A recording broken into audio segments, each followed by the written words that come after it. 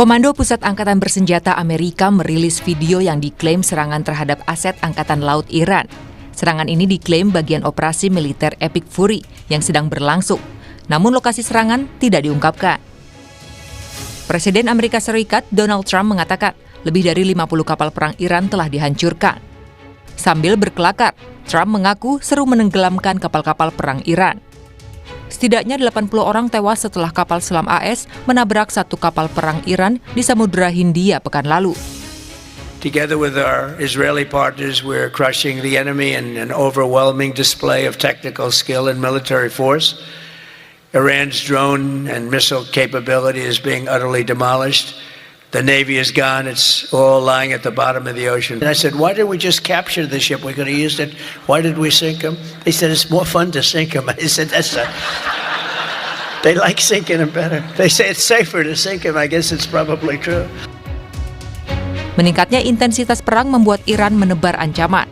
Juru bicara Markas Besar Hatam Al-Anbiya Iran, Ebrahim Zulfakari, mengancam ke Amerika Serikat dan Israel terkait dengan minyak dunia. Iran menyatakan kelanjutan perang akan dorong harga minyak melebihi $200 AS per barel.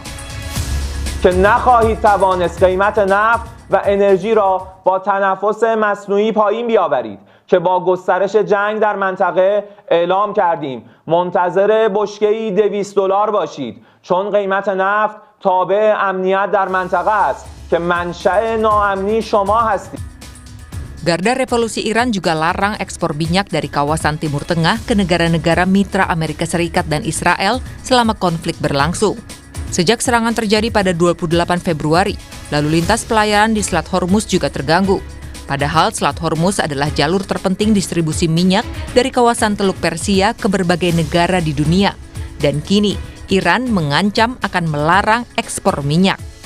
Imbasnya, sekitar 300 kapal tanker minyak besar dan kapal kontainer tertahan di kedua sisi Selat Hormuz. Iran bilang, konsekuensi bagi pasar global dari para pelaku internasional akan jadi tanggung jawab Amerika dan Israel.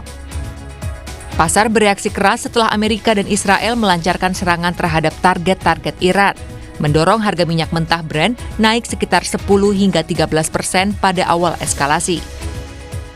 سردار ناینی با تاکید بر اینکه نیروهای مسلح ایران اجازه صادرات 1 لیتر نفت از منطقه را تا اطلاع ثانوی به طرف متخاصم و شرکایش نمیدهد گفت چرا به مردم آمریکا حقیقت را نمیگویید که همه زیرساخت‌های نظامی آمریکا در منطقه Dampak perang Iran dengan Amerika dan Israel, sejumlah warga dari berbagai negara mengalami panic buying di tempat pengisian BBM, salah satunya di Hanoi, Vietnam. Antrean sepeda motor dan mobil terjadi di sejumlah tempat pengisian BBM di Hanoi. Sebagian SPBU tutup akibat kehabisan pasokan. Harga BBM di Hanoi naik dalam beberapa hari terakhir, yakni menjadi 29.120 dong Vietnam per liter atau sekitar Rp18.713 per liternya. Setidaknya ada 7 SPBU di Hanoi telah membatasi penjualannya di tengah kekurangan pasokan BBM. Pemerintah Vietnam mengimbau penerapan pengaturan kerja dari rumah untuk menghemat pasokan BBM di negaranya. Pakistan juga merespons ancaman krisis akibat perang dengan menghentikan kegiatan sekolah selama 2 pekan dan memberlakukan 4 hari kerja dalam sepekan kecuali perbankan. Pakistan juga memangkas konsumsi bahan bakar di seluruh departemen pemerintahan. Tim Liputan Kompas TV.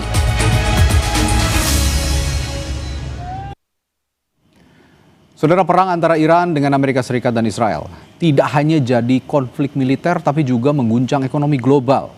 Ketegangan bahkan meningkat setelah Iran ancam harga minyak bisa melonjak hingga $200 Amerika Serikat per barel jika konflik terus meluas. Nah, pertanyaannya, apakah ancaman lonjakan harga minyak bisa jadi alat untuk menghentikan konflik atau justru sebaliknya kenaikan harga energi justru memperluas dampak perang? Untuk membahasnya, kita menyapa 2 narasumber kami yang tergabung melalui sambungan virtual. Ada Aisha Rahbini, Direktur Utama Indef, dan Aisyah Kusuma Somantri, Direktur Hubungan Eksternal Indo-Pacific Strategic Intelligence. Selamat malam, Mbak Aisha dan Mbak Aisyah. Nah, Selamat Mas. malam, Mas Ya. Radi. Ini Mbak Aisyah dan Aisyah. Saya harus cermat biar nggak ketukar. Saya ke Mbak Aisyah dulu. Mbak Aisyah, lonjakan harga minyak akibat konflik ini kan sudah mendorong harga Brent maupun juga WTI melewati $100 Amerika Serikat per barel dalam waktu yang cukup singkat. Nah, jika benar mencapai $200 Amerika Serikat per barel seperti yang diancam juga oleh Iran, dampaknya terhadap ekonomi global terutama inflasi, pertumbuhan PDB produk domestik bruto dan juga resesi potensial di negara maju maupun berkembang bagaimana? Ya, baik. Terima kasih, Mas Radi. Ya. Ya, pasti kalau kita lihat ya, ini dengan kondisi konflik Iran dan Amerika Serikat juga Israel ya, itu kenaikan dari minyak dunia ini sangat cepat sekali ya. Kalau kita lihat mungkin sebelum konflik tersebut terjadi kan di 70-60 US dollar per barel ya. Ya.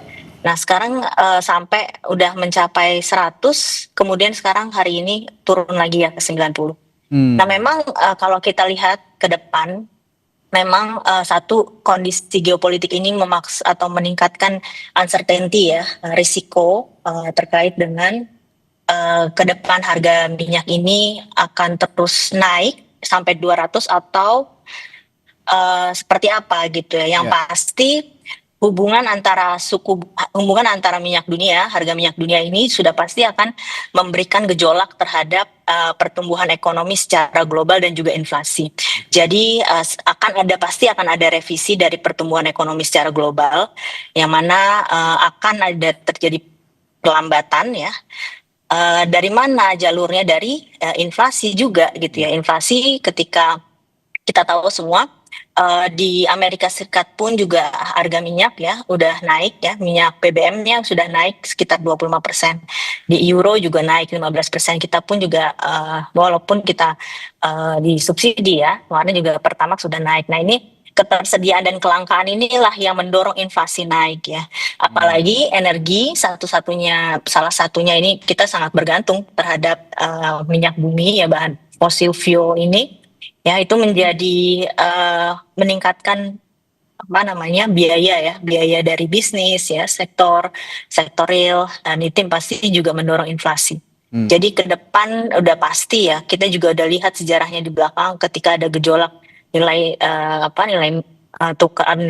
minyak bumi ini pasti akan mendorong inflasi dan pertumbuhan ekonomi ke depan yang melambat gitu. Oke, jadi mau negara berkembang, mau negara maju, ini pasti akan langsung terasa dampaknya. Tapi yang jadi pertanyaan dan harus diantisipasi kalau negara maju ini kemampuan ekonominya atau kemampuan konsumsi energinya juga cukup baik meskipun ada inflasi. Bagaimana dengan negara berkembang, kemampuan fiskalnya cukup nggak untuk misalnya terus mensubsidi konsumsi energi yang selama ini dilakukan oleh negara, Mbak Aisyah? Iya betul. Benar sekali tadi poinnya adalah negara maju saja akan terdampak gitu ya. Apalagi negara berkembang yang mana notabene banyak mereka yang mengimpor atau net importer dari minyak bumi ini gitu ya. Itu satu. Kemudian dua adalah negara berkembang juga yang bagian subsidi terhadap BBM ini juga cukup besar ya, termasuk negara kita gitu ya. Karena kita mensubsidi satu pertalite itu ya, BBM, untuk menjaga kestabilan harga di dalam negeri juga. Sehingga beban biaya yang harus dikeluarkan pemerintah di dalam anggarannya itu pasti akan juga meningkat. Karena kemarin 2026 ini asumsinya adalah $70 per US ya, $70 US per barrel. Nah sekarang kita udah nyampe 190, bahkan mungkin kalau dirata-ratakan mungkin bisa juga sampai akan ke depan terus tinggi nih. Jadi tidak sesuai dengan asumsi yang di awal, sehingga harusnya akan ada alokasi yang lebih besar yang harus dikeluarkan kepada subsidi ini gitu. Oke. Seperti itu. Baik, saya ke Mbak Aisyah dari perspektif intelijen strategis, Mbak Aisyah. Apakah ancaman Iran terhadap harga minyak via Selat Hormuz ataupun serangan ke infrastruktur energi lebih sebagai leverage diplomasi untuk negosiasi deeskalasi atau bagian dari strategi perang asimetris Iran ini untuk memperluas konflik dan menarik dukungan dari sekutu seperti Rusia misalnya dan juga Cina atau Tiongkok? Ya, terima kasih Mas Radi. Ini pertanyaannya sangat menarik ya, dan saya rasa ini sangat penting. Yang pertama kita lihat bahwa Iran ini sadar betul bahwa negaranya ini merupakan pihak yang lebih kecil sebenarnya dalam peperangan. Iran sudah mempersiapkan sekitar 20 tahun strategi untuk bisa menghadapi AS dan Israel sebagai pihak yang memiliki kekuatan kinetik lebih besar. Nah, ini kita lihat di sini strategi Iran adalah membuat perangnya bukan menghancurkan Amerika Serikat dan Israel, tetapi kemudian membuat biaya perangnya sangat mahal sehingga kemudian beban perangnya tidak tertahankan lagi. Jadi memang betul Mas, ini merupakan salah satu bentuk koersif diplomasi ekonomi ya. Dilakukan oleh Iran. Jadi sekarang negara-negara yang ada di seluruh dunia itu kemudian merasakan dampak dari apa yang kemudian terjadi di Selat Hormuz. Nah, kita bisa melihat di sini bahwa Iran sendiri kemudian berusaha untuk menaikkan terus ke angka $200 per barel ya. Itu angka yang sebenarnya sangat fantastis dibandingkan dengan sebelumnya. Tadi sudah disebutkan oleh Mbak Aisha kalau angkanya itu sebelumnya kan 60 sampai 70. Nah, tetapi kita lihat di sini bahwa Iran is waging war against global economy. Jadi dia membuat bagaimana pun caranya agar kemudian tekanan internasional ini sangat kuat terhadap Amerika Serikat dan Iran, sehingga kemudian negara-negara ini mau tidak mau harus mendorong Amerika Serikat dan Iran untuk menghentikan serangannya. Karena dampak ekonomi yang dirasakan ini sangat besar. Tadi sudah disebutkan bahwa ada beberapa negara lain di Southeast Asia yang terkena dampaknya. Nah, misalnya saja kita bicara tentang Vietnam. Vietnam itu 70% dari transaksi minyaknya itu berasal dari Selat Hormuz. Negara-negara besar lainnya seperti China, itu dia 20% juga dari Selat Hormuz. Kita pun sekitar 20-25% itu dari Selat Hormuz. Jadi pasti di masa depan kita akan merasakan dampaknya, apakah berbulan-bulan kemudian, apakah bertahun-tahun kemudian. Jadi mau tidak mau kita harus melihat di sini. Memang ada strategi yang dilakukan oleh Iran. Apalagi Iran sudah menyatakan bahwa kalau misalnya seandainya negara-negara yang mengusir Amerika Serikat dan Israel, duta besarnya itu akan bisa mendapatkan passageway. Jadi terlihat jelas bahwa ini merupakan strategi untuk bisa melakukan koersif ekonomi diplomasi. Oke. Yang jadi pertanyaan begini.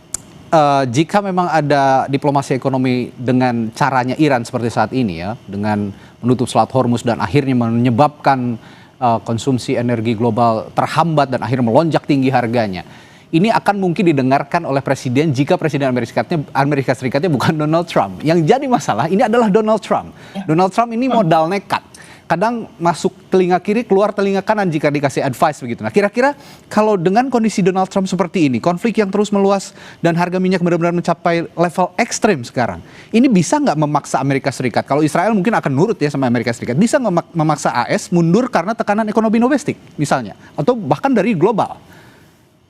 Ya Mas Radi, memang saya setuju Donald Trump ini agak-agak unik ya karakteristiknya. Beliau adalah presiden yang dipilih dari sayap kanan ekstrem di Amerika Serikat, Republikan yang punya pengikut yang sangat setia ya, pengikutnya di gerakan politik MAGA. Nah, tapi kita lihat di sini bahwa sebenarnya di publik Amerika sendiri sebenarnya suaranya ini sudah terpecah, Mas. Jadi hampir lebih dari 50% masyarakat Amerika Serikat ini tidak setuju dengan adanya peperangan di Irak.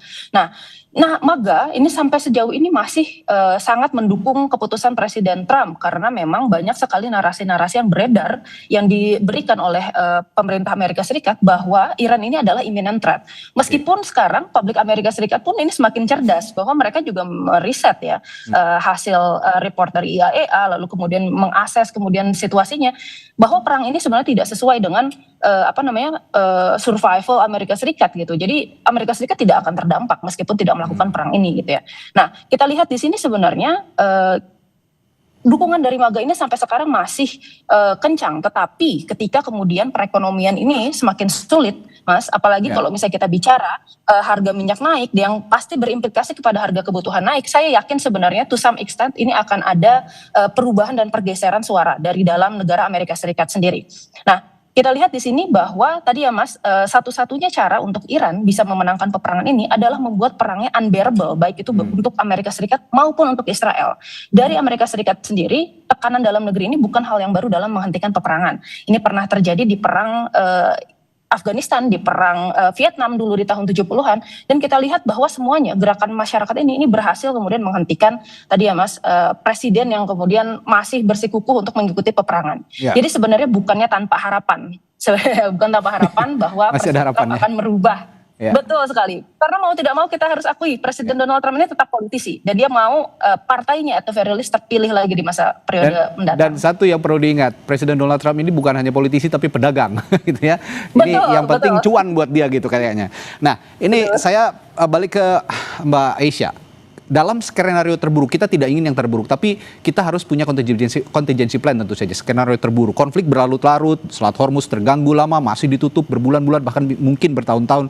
Ini apakah dunia sedang menuju krisis energi terburuk sejak 1970? Karena ini pernah terjadi, saya ingat kalau saya riset 1970 hal-hal seperti ini juga terjadi. Apa pelajaran yang bisa diambil Indonesia untuk ketahanan energi nasional misalnya? Iya, memang kita memang tentu tidak mau ya berlarut-larut seperti ini ya, seperti yang tadi disampaikan.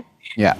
Tentunya pasti jika pun terjadi seperti itu ya udah jelas pasti satu, kalau kita lihat dari sektor di sisi ekonomi pasti satu, harga naik, inflasi pasti naik sekali gitu ya, karena tadi dari sektor usaha pun juga akan membutuhkan pasti BBM itu sendiri ya, yang harganya pasti akan meningkat. Dari sisi sektor pemerintah pun juga harus meningkatkan subsidinya, dan anggaran pasti membengkak, defisit itu juga pasti akan besar sekali.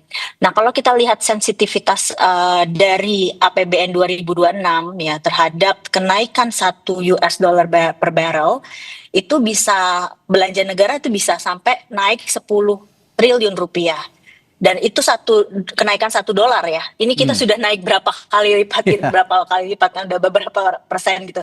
Nah, kemudian defisit anggaran juga bisa sampai 6%, which is itu lebih besar dari apa yang diamanahkan undang-undang 3%. Jadi space kita nggak punya ruang space yang fiscal space yang besar